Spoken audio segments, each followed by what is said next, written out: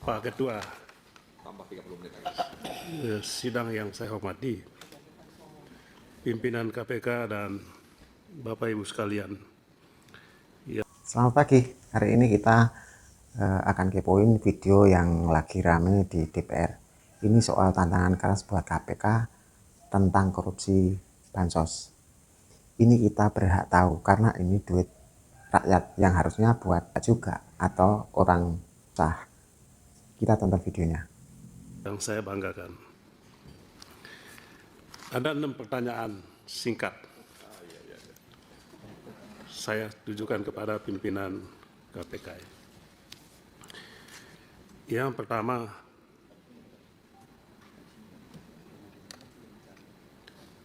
kasus bansos dan dampak langsung kepada rakyat. Korupsi bansos adalah kejahatan yang paling melukai rasa keadilan publik. Bapak Presiden Prabowo berulang kali menyampaikan ini. Bahkan dalam bukunya Paradoks Indonesia jelas menegaskan korupsi bansos adalah kejahatan. Dan itu salah satu kejahatan yang akan diberantas. Pertanyaan kepada pimpinan KPK. Dalam berbagai kasus korupsi bantuan sosial, yang paling dirugikan itu adalah masyarakat miskin. Apa langkah nyata KPK guna memastikan kasus bansos ditangani secara tuntas? Tidak berhenti di tengah jalan, tidak berhenti pada pelaksana teknis, tetapi juga menyentuh pelaku pengendali, menyentuh pengambil kebijakan di level atas. Apakah berani KPK membongkar? Nah, ini poinnya dapat banget. Korupsi bansos itu emang parah sekali karena yang dirugiin langsung rakyat. Aku suka sekali sama pertanyaannya. Berani nggak KPK kejar aktor utamanya? Bukan cuma bawahannya aja. Masa yang kena cuma tangan kaki, tapi bosnya aman? Kan nggak adil namanya. Tuntas rantai kebijakan dan aktor-aktor utama di balik korupsi bansos. Yang kedua, berkaitan dengan pemerintah daerah, korupsi berulang kali dilakukan. OTT kepala daerah terus dilakukan. Tetapi korupsi di daerah tidak kunjung berhenti. Yang terakhir, kode OTT di Jawa Tengah, sahabat saya Bupati di Pati. Sudewo. Ya, Sudewo. sahabat baik saya lama kena OTT. Pertanyaannya, setiap tahun kita menyaksikan OTT kepala daerah, namun pola model korupsi di Pemda terus berulang yang sama.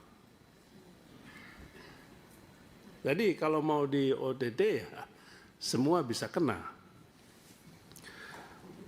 Maka pertanyaannya, apakah KPK menilai pendekatan penindakan saat ini belum mampu menciptakan efek jerah yang sifatnya sistemik? Jadi dulu Pak Ketua KPK, kita mendukung OTT ini dengan harapan ini membawa dampak sistemik kepada yang lainnya, tapi kan ternyata kan tidak. Maka pertanyaannya, langkah apa yang akan dilakukan oleh pimpinan KPK supaya pemberantasan korupsi di daerah tidak hanya menjebloskan kepala daerah ke bui, tetapi yang paling penting adalah membongkar sistem dan jejaring korupsinya. Saya rasa Pak Ketua KPK tahu persis ini. Ketiga, terkait elit politik dan persepsi tebang pilih. Trust publik, kepercayaan publik roboh jika hukum tampak tajam ke bawah, tumpul ke atas. Nah, dari kalimat ini sering banget kita dengar istilah ini. Pak Beni di sini kayaknya lagi menyuarakan yang kita rasakan. Kalau yang korupsi orang gede atau elit politik, kenapa kayaknya susah banget diproses? Ini KPK benar-benar dituntut buat independen dan nggak pilih kasih. Ini saya rasa Pak Ketua KPK juga tahu ini. Apabila hukum hanya tampak tajam ke bawah, tumpul ke atas, maka penilaian publik, penegakan hukum pemberantasan korupsi sifatnya tebang pilih, diskriminatif. Maka pertanyaannya, di tengah kuatnya persepsi publik soal penegakan hukum pemberantasan korupsi yang tebang pilih, bagaimanakah pimpinan KPK menjamin adanya independensi dan keberanian dalam menangani kasus-kasus korupsi, utamanya yang melibatkan elit korporasi termasuk elit politik. Elit politik ini penting. Nah, kita juga bisa menjadi objeknya. Dan berulang kali kita sampaikan dulu 2010 Pak Ketua KPK, kita ngomong begini, langsung dipotong oleh sahabat saya. Bagaimana kalau kena DPR? Siap, anggota DPR semua siap. Siap jadi objek OTT, siap ditangkap. Dan Pak Ketua, malamnya sahabat baik kami, anggota DPR juga kena OTT KPK. Anggota DPR Komisi 3 juga. Jadi ini. Tapi kita mendukung. Mendukung apanya? Tidak ada tebang pilih. Mudah-mudahan prinsip ini masih berlaku.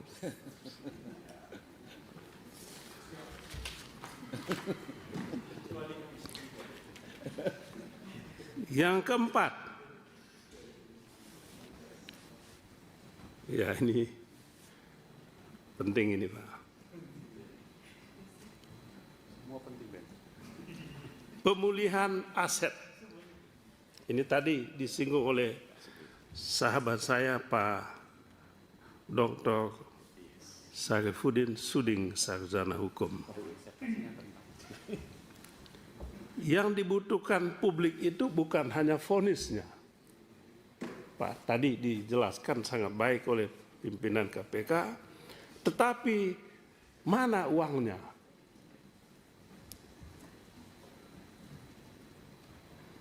Ada institusi penegak hukum, Pak, belum lama ini memamerkan kepada publik foto tumpukan uang triliunan rupiah.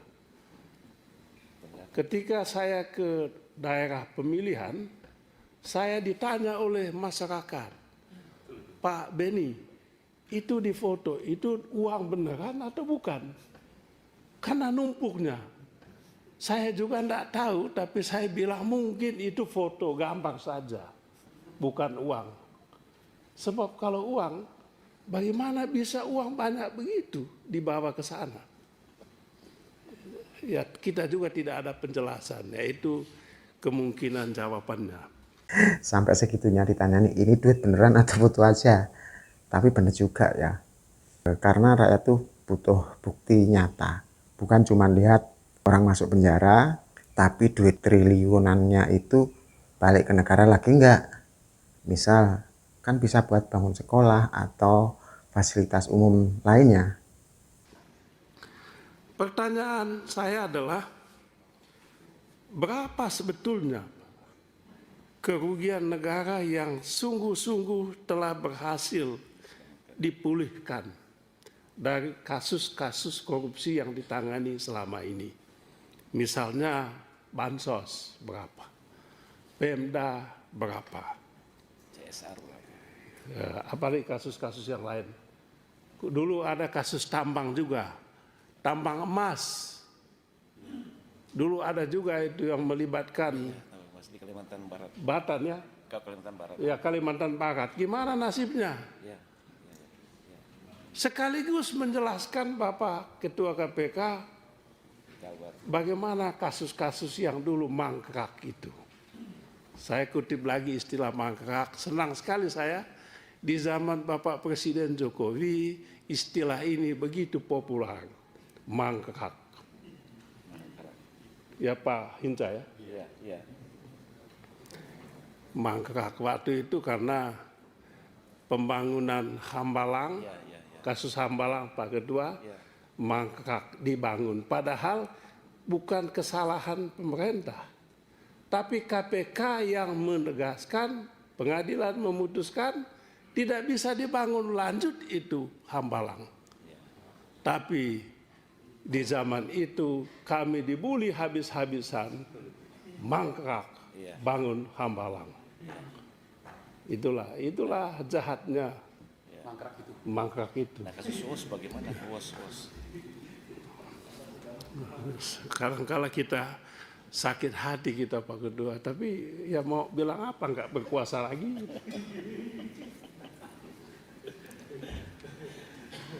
Maka pertanyaannya adalah mengapa pemulihan aset masih jauh ketinggalan dibandingkan dengan nilai kerugian negara tadi. Publik ingin tahu apa strategi KPK ke depan supaya bisa mengejar aset tadi disampaikan oleh yang terhormat Pak Suding tadi. Termasuk aset-aset yang disembunyikan di luar Pak. Di Singapura banyak itu. Pak, beliau punya, ketawa ya. Pak Saparudin. Perlu ditelusuri itu. Kemudian yang kelima, keberanian KPK dan dukungan Dewan. DPR mengawasi, bukan mengendalikan, bukan melemahkan KPK.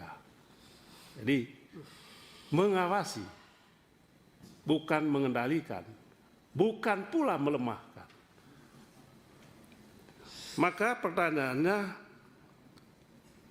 apa sebetulnya hambatan utama KPK dalam menangani kasus-kasus mega korupsi? Kasus korupsi yang mangkrak tadi di zaman Bapak Jokowi. Ya. Banyak itu. Banyak sekali. Banyak sekali. Kasus-kasus korupsi yang mangkrak di zaman Bapak Presiden Jokowi.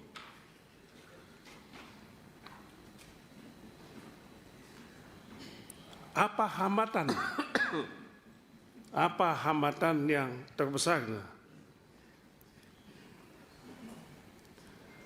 Dan kami ingin tahu pimpinan KPK, kalau Pak Ketua KPK tadi minta dukungan Komisi 3, berkenan Pak Ketua KPK menyampaikan dukungan seperti apa yang Bapak butuhkan dari kami. Senjata kami nggak punya. Omong di koran pun sudah dibatasi. Di DPR juga kadang. Di DPR juga kadang-kala Dibatasi. ya ada batasan-batasan halus. Maka apa sebetulnya yang Bapak butuhkan? supaya KPK tetap menjadi institusi yang kuat, institusi yang independen, institusi yang punya keberanian, dan terus dipercaya publik. Banyak masalah di KPK, Pak Ketua, tapi saya termasuk yang berpandangan KPK masih lebih baik. Dan oleh sebab itu, rakyat di belakang KPK. Itu saja yang bisa saya sampaikan sebagai closing statement atas nama fraksi Partai Demokrat berpandangan pemberantasan korupsi. Intinya kita sebagai rakyat harus melek dikit lah. Harapannya sih KPK tetap berani dan nggak takut sama tekanan siapapun. KPK bakal bongkar tuntas atau bakal mangkrak lagi. Please komentar kalian di bawah. Jangan lupa like and share, juga komen. Korupsi harus menyasar kejahatan yang paling bikin rakyat susah. Korupsi bansos, anggaran daerah, korupsi elit kekuasaan. Dan KPK harus tetap berani, tetap kuat, dan tetap berpihak pada keadilan substantif, bukan sekedar statistik penindakan. Itu saja, Pak Ketua. Terima kasih banyak. Baik.